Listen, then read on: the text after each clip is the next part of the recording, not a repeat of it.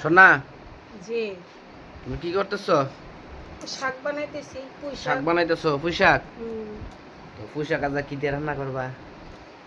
Fungus মাছের মাথা দিয়ে রান্না। ফাঙ্কাস মাছের মাথা দিয়া? হুম। ও, আচ্ছা, ফাঙ্কাস মাছের মাথা দিয়ে রানলে কি তরকারিটা সুস্বাদু হইবনি?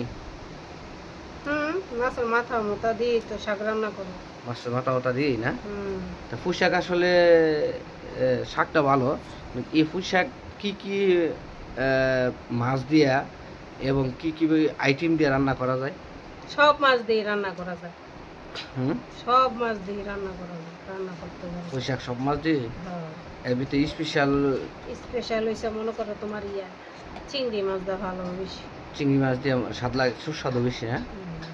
তো অবশ্যই আপনারা সবাই যদি বাসাতে পোশাক কিনে নিয়ে আসেন, হ্যাঁ, তো অবশ্যই আপনারা এই কী করবেন, চিংড়ি মাছও কিন্তু নিয়ে আসতে হবে। চিংড়ি মাছ ছাড়া কিন্তু আহ, বেশি একটা স্বাদ পাবেন না।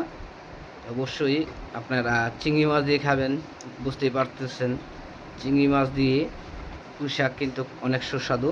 তো অবশ্যই ভিডিওটি ভালো লাগলে শেয়ার করে দিবেন।